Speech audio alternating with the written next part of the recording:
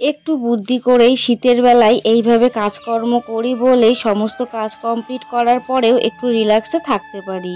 রাধে রাধে বন্ধুরা, কেমন আছো সবাই? আশা করছি তোমরা সবাই ভালো আছো, সুস্থ আছো। আজকের ভিডিওটা এখান থেকে শুরু করলাম, আশা করছি তোমাদের ভালো লাগবে। নমস্কার আমার প্রিয় সকল বন্ধুরা, কেমন আছো সবাই? আশা করছি তোমরা সবাই ভালো আছো, সুস্থ আছো। এখন ঘড়িতে বাজে ওই যে বিকেল 4টে বেজে গিয়েছে। আর এখন চলে এসেছি আমি ছাদে। এই যে এইখানে দেখো ছাদে ধান মেলা আছে, মানে আজকে ধান সিদ্ধ, কালকে ধান সিদ্ধ করা হয়েছিল, তো সেই ধানটা আজকে মেলেছিলাম, সেটাই এখন মানে আর কি জড়ো করতে চলে এসেছি। তো ধানটা গুটিয়ে নিই, তোমরা পুরো ভিডিওটি দেখতে থাকো, আশা করছি তোমাদের ভিডিওটি ভালো লাগবে। আর আমার গ্যালারিতে প্রচুর পরিমাণে ভিডিও জমে আছে, যেগুলো তোমাদেরকে আস্তে আস্তে সব ভিডিও দেবো, সেগুলো তোমরা দেখতে থাকবে, আশা করছি তোমাদের প্রত্যেকের ভালো লাগবে। তো চলো, সূর্য ডুবে গিয়েছে, মানে ছাদে ছায়া পড়ে গিয়েছে, মানে কুয়াশা পড়তে শুরু হয়ে গিয়েছে। তো তাড়াতাড়ি করে ধানটা গুটিয়ে নিই, তোমরাও দেখতে থাকো পুরো ভিডিওটা। এইদিকে দেখো ধানটা হচ্ছে জড়ো করে নেব। আর আমাদের যেহেতু গ্রামে বাড়ি আর আমাদের মাঠে হচ্ছে জমিও আছে অল্প কিছু, তো সেখান থেকেই না আমাদের ফসল ওঠে আর কি। তো এই ধানগুলো মাঠে চাষ করা হয়েছিল, সেগুলো হচ্ছে এখন সিদ্ধ করা হয়েছে, তারপরে এটার থেকে ভাঙিয়ে চাল করা হবে। আমাদের গ্রামে বাড়ি বলেই কিন্তু এইগুলো সম্ভব হচ্ছে। যদি শহরে বাড়ি হতো না, তাহলে কিন্তু সমস্ত কিছুই কিনে হতো, খেতে হতো। তো আমাদের যেহেতু গ্রামে বাড়ি, অনেক কিছুই কিন্তু আমরা হচ্ছে মানে মাঠের থেকে বা কম দামে পেয়ে থাকি। যেমন ধরো শহরে থাকলে সমস্ত সবজি কিনে খেতে হয়, আর আমাদের গ্রামের দিকে যেহেতু বাড়ি, মাঠের থেকেই কিন্তু অনেক শাক সবজি চলে আসে আমাদের। তো তার জন্য আমার সবসময় মনে হয় গ্রামই বেস্ট, এবং বেশ ভালোভাবে ঘুরতে ফিরতে পাবো। শহরে কিন্তু ওইভাবে ঘোরাফেরা করা যায় না, মানে নিজস্ব ঘুরতে গেলেও একটা ভয় কাজ করে কিন্তু। যাই হোক, এদিকে দেখো তোমাদের সাথে কথা বলতে বলতে আমার ধানগুলো এখানে হচ্ছে জড়ো করাও হয়ে গিয়েছে। এইগুলো এবার ঢেকে ধুয়ে দেবো, কারণ কি ধানগুলো এখনও শুকায়নি, তো তার জন্য বস্তায় আর কি তুলছি না, ধানগুলো ভিজে আছে, তার জন্য এই ছাদেই এইভাবে ঢেকে রেখে দিচ্ছি, আবার কালকে মেলে দেবো।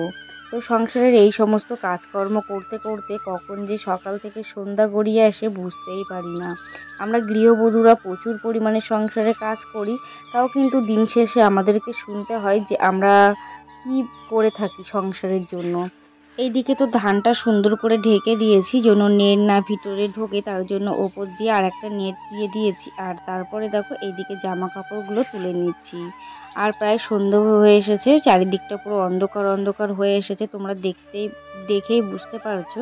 আর নিচে হচ্ছে মা আছে, মা একটু চাল কুটে দিচ্ছে, মানে চাল বেটে দিচ্ছে, সেটাও তোমরা দেখতে পাবে, আমি নিচে গিয়ে তোমাদেরকে দেখাবো। আমাদের মেয়েদের না বাড়িতে যদি মা আসে তো ভীষণ পরিমাণে কি আনন্দিত হই। আর এই কাজগুলো কিন্তু আমাকেই করতে হতো, আমার শাশুড়ি মা তো পারবে না, ওনার শরীর খারাপ, তো এই কাজগুলো আমাকে করতে হতো। সেই কারণে মা যেহেতু এসেছে, তো মা এই কাজগুলো কিন্তু করে দিয়ে যাচ্ছে। আর মা এসেছিল কিন্তু এই চাল বেটে দিয়ে যাওয়ার জন্য আর ধান সিদ্ধ করে দেওয়ার জন্য। মা না থাকলে জানো তো অনেক কষ্ট আছে, যেগুলো কাউকে বলা যায় না মাকে ছাড়া। তারপরে মা হচ্ছে মেয়ের কষ্ট বোঝে, আর মেয়েরা কিন্তু মায়ের কষ্ট বোঝে, কোনো ছেলে কিন্তু মায়ের কষ্ট বোঝে না। আমার যতটুকু মনে হয় আমি সেটাই বললাম। হ্যাঁ, কষ্ট বোঝে, কিন্তু তার যে হাতের কাজ বা হাতে হাতে কোনো কাজ করে দেবে, সেগুলো কিন্তু কোনো ছেলেরা বোঝে না। যাই হোক, এই দিকে দেখো আমার মা হচ্ছে চালগুলো বাটছে হাতে। তো মা প্রায় 3 কেজি চাল হাতে বেটেছিল, আর আমি যেহেতু বাটতে পারবো না, আমার শরীরটা অনেকটাই খারাপ তোমরা জানো, তার জন্য না আমি আর বাটিনি, মাই বেটেছিল, মানে আমাকে আর বাটতে দেয়নি। আর এইদিকে দেখো অনেক গুঁড়ো হয়েছিল, প্রায় অনেকটাই গুঁড়ো হয়েছিল, তো সেই গুঁড়োগুলো তোমাদেরকে দেখাচ্ছিলাম আর কি।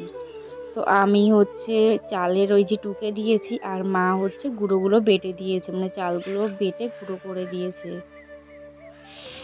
চলো আজকে করব চুষি পিঠে, তার জন্য কড়াইতে জল দিয়ে দিয়েছি, জলটা ফুটছে। এবার এই যে চালের গুঁড়ো আছে এটা দেব, দিয়ে ঝাই মারবো আর কি।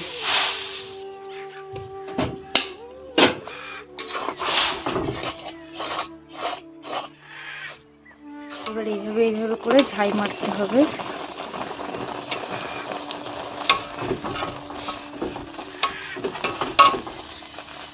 ঝাইটা মেরে নিই, তারপরে তোমাদের সাথে পরে কথা হচ্ছে।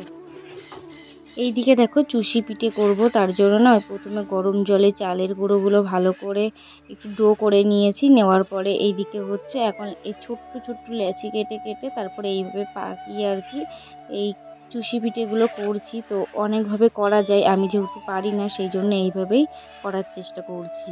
তো প্রথমে ছোট্ট একটু ডো নেবে আর ওই যে হাতে তেলো দিয়ে এইভাবে টেনে দিলেই চুষি পিঠি রেডি হয়ে যাবে।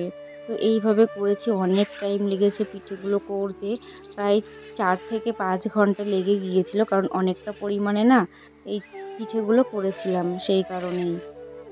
এই পিঠেগুলো আমি একা করিনি, আমার মা এবং শাশুড়ি মা দুজনে মিলেই করেছিল।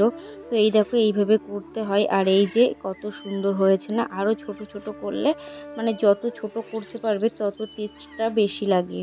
তো অনেকটা টাইম লাগে এবং কষ্ট হয়ে যাচ্ছিল বলে একটু বড় বড় করে গিয়েছি।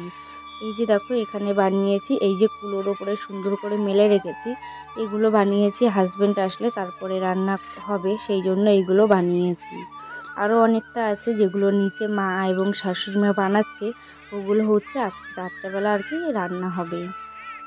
তো এই চুষি পিঠি কার কার ভালো লাগে খেতে অবশ্যই কমেন্ট করে জানিও। আর এইদিকে দেখো আমার দুই মা বসে বসে পিঠিগুলো বানাচ্ছে।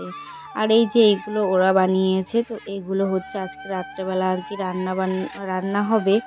তো এই পিঠেটা বানাতে অনেকটা বেশি কষ্ট হয়, খেতে যেমন টেস্টি হয় বানাতে অনেক বেশি কষ্ট হয় কিন্তু। যাই হোক সবাই মিলে হাতে হাতে বানিয়েছে বলে একটু কষ্টটা কম হয়েছে, কিন্তু তাও 4 থেকে 5 ঘন্টা ম্যাক্সিমাম লেগে গিয়েছিল এই পিঠেগুলো বানাতে। ওই যে কুলোয় আছে এবং এই থালায় আছে, তো অনেকগুলোই পিঠে হয়েছিল। আর এইদিকে অল্প গুঁড়ো আছে, এগুলো দিয়ে আমার শাশুড়ি মা এখন করবে কাস্তি পোড়া। অনেকে এটাকে ভাপা পিঠে পিঠে বলে, আবার এটাকে চিতই পিঠেও বলে থাকে। তো এই পিঠেটার আসল নামটাই কি আমি সত্যি জানি না, যদি এই পিঠেটার নামটা তোমরা জেনে থাকো অবশ্যই জানিও। এই যে প্রথমে গোলাটা গুলে নিয়েছে মা, তারপরে এটা হচ্ছে ওই যে কি বলে এগুলো আমি ঠিক বুঝি না, খোলা মুচি বলে হয়তো, তো এর মধ্য দিয়েই তারপরে বানাচ্ছে। তো এগুলো কিন্তু ভাবেই হয়ে থাকে, তো এটাকে ভাবা পিঠে বলে কি চিতই পিঠে বলে আমার না সঠিক জানা নেই। তোমরা যদি জেনে থাকো এটাকে কি পিঠে বলে তো অবশ্যই কমেন্ট বক্সে জানিও। আর আমরা কিন্তু এটাকে কাস্তে পোড়া বলে থাকি, কারণ কাস্তে দিয়ে বানানো হয় সেই জন্য এটাকে কাস্তে পোড়া বলে থাকি। তো এর আসল নাম কি তোমরা যদি জেনে থাকো অবশ্যই জানিও। আর এই যে শীত পড়ে গিয়েছে মানে পিঠে তো সবার বাড়িতে হবেই কম বেশি। আর যেহেতু এই যে পরশুদিন পৌষ পার্বণ চলে গিয়েছে তার জন্য না প্রত্যেকের বাড়িতে কিন্তু পিঠি হয়েছে কম বেশি। তো এই ভিডিওটা কিন্তু আমার অনেক আগের ভিডিও, তো সেগুলোই তোমাদের সাথে শেয়ার করছি, মানে এখান থেকে 1 সপ্তাহ আগে মা যখন আমার বাড়িতে এসেছিলো তখনকার ভিডিও। আর এইদিকে দেখো পিঠিটা কমপ্লিট হয়ে গিয়েছে, তো তোমাদেরকে ভেঙে দেখাচ্ছি, দেখো ভিতরে কত সুন্দর হয়েছে। তো আমি পিঠে বানাতে পারি না জানো তো, তো চেষ্টা করতে হবে কারণ সব কিছুই আমাকে শিখতে হবে। আর এইদিকে শাশুড়ি মা পিঠে বানিয়েছে আর আমি তোমাদেরকে একটু দেখিয়ে দিচ্ছি। তো এই প্লেটটায় সব পিঠে সমস্ত পিঠে সাজিয়ে নিয়েছি। আমার বাড়িতে পিঠে খেতে কেউই পছন্দ করে না, তাও একটু ওই যে বানাতে হয় তার জন্য বানিয়েছি।